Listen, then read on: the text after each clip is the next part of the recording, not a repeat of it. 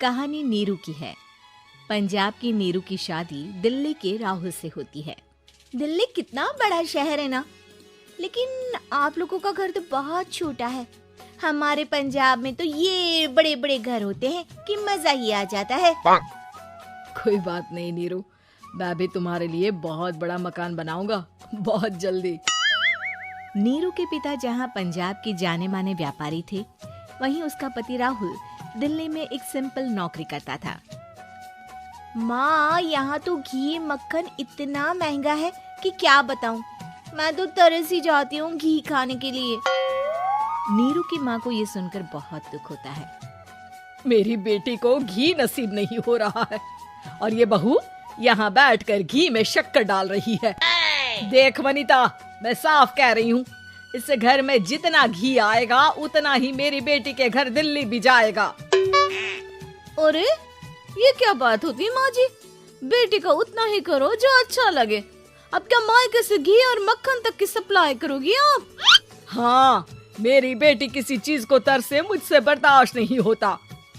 अब क्या था, नीरू के मायके में 2 किलो घी आता तो 2 किलो दिल्ली जाता नीरू के पास। एक दिन, माँ बड़ी गर्मी पड़ती है दिल्ली में। इस घर में तो एक ही एसी है और वो भी ड्राइंग रूम में। सारा परिवार एक ही कमरे में सोता है। हाँ बेटा, वो तो हर घर की कहानी है। यहाँ भी एक ही एसी है। अरे बिल इतना आता है कि क्या बोलूं। तभी वहाँ राकेश आ जाता है। माँ, थोड़ी देर में यहाँ कुछ प्लम्बर आएंगे मेरे कमरे में एसी लगाने। जरा ध्यान से लगवा देना ना माँ। ओए, ऐसे कैसे तेरे कमरे में एसी लगेगा?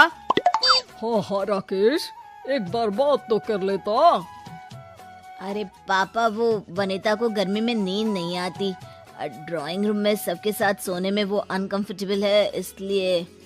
अरे पूरे परिवार के साथ वहाँ तेरी बहन नीरू भी तो सोती है। वो नहीं हो रही क्या अनकंफर्टेबल? समझ रहा है ना? अगर एसी लगेगा तो एक दिल्ली में तेरी बहन के कमरे में भी लगेगा, तभी तू लगा सकेगा। राकेश वनिता को सारी बात बताता है। वनिता करती भी क्या, मन मार कर बैठ जाती है। माँ, ये लोग ठीक नहीं है, क्या करूँ मैं? अरे बेटी, यहाँ आ जा, तू यहाँ आकर रह ले। अरे छोड़ दे ऐसे पति को। कैसे छोड़ दूँ माँ? समाज क्या कहेगा, लोग क्या कहेंगे? वैसे भी मेरा एक बेटा है मयंक। अरे हटा बेटा, तेरी उम्र ही क्या है? इतनी परेशान रहेगी तो काम कैसे चलेगा? खैर, बात आई गई हो जाती है।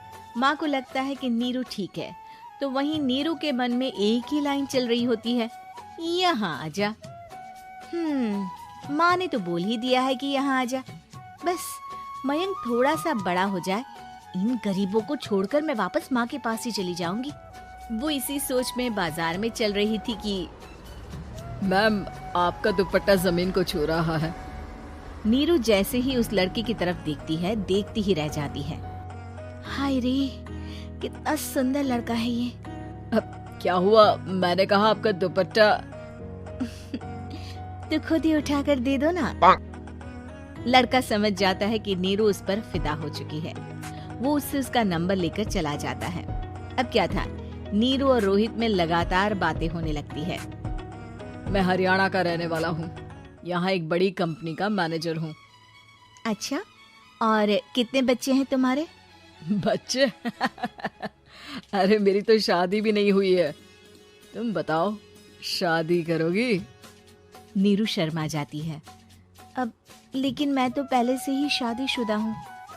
मुझे फर्क नहीं पड़ता, बस तुम शादी कर लो, भाग चलते हैं। बहुत पैसे वाला हूँ मैं, हमेशा खुश रखूंगा तुम्हें।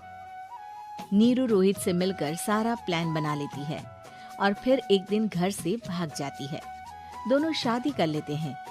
शादी के बाद, क्या बात है नीरू, तुम्हें परेशान सा देखता हूँ, सब ठीक तो है ना? हाँ, सब ठीक है।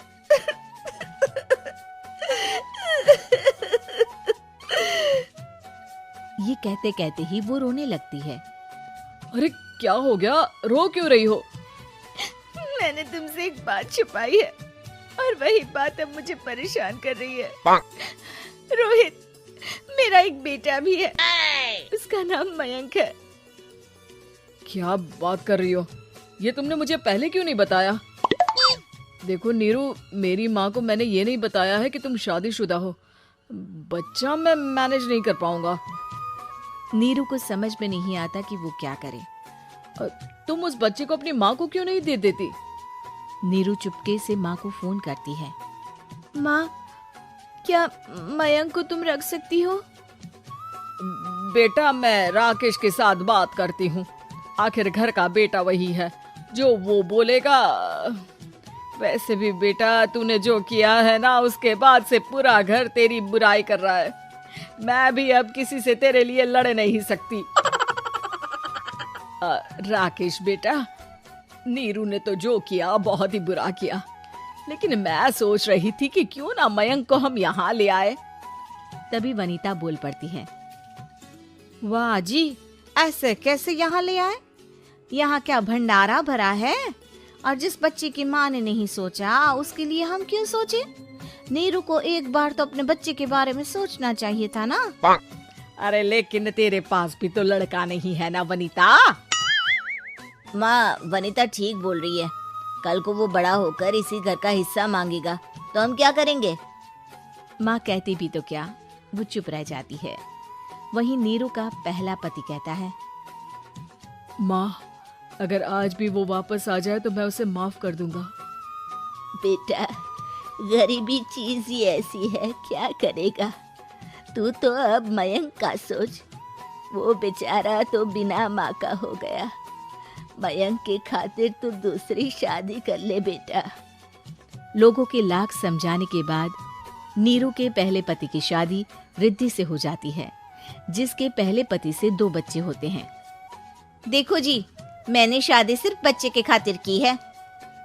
मैंने भी शादी सिर्फ बच्चों के खातिर की है। वहीं नीरू के दूसरे पति के मन में ये बात घर कर जाती है कि नीरू एक मासूम बच्चे को उसके खातिर छोड़ कर आई है। अब देखो नीरू, मुझे लगता है कि जो औरत अपनी कोख का बच्चा छोड़ सकती है, वो तो कुछ भी कर सकती है। कल को तुम्हें मुझसे अच्छा कोई मिल गया तो तुम तो मुझे भी बाय बाय कर दोगी ना। नीरू को अब उसका दूसरा पति ताने देना शुरू कर देता है। तंग आकर नीरू उसके यहाँ से भागकर अपने पहले पति के पास चली जाती है, लेकिन ससुराल में क्या लेने आई है नीरू, मयंक को? नहीं नहीं सासू माँ, मुझसे गलती हो गई, मुझे माफ कर दीजिए। नीरू, अब वक्त खत्म हो गया है, मेरी शादी हो चुकी है। तो छोड़ दो ना उसे, हमारा बच्चा है। मैं आपको अपनी माँ नहीं मानता, मेरी नहीं मान तो बात अच्छी है। नीरू मयंक की बात सुनकर समझ जाती है कि उसके पास अब ना आसमान रहा ना ही जमीन।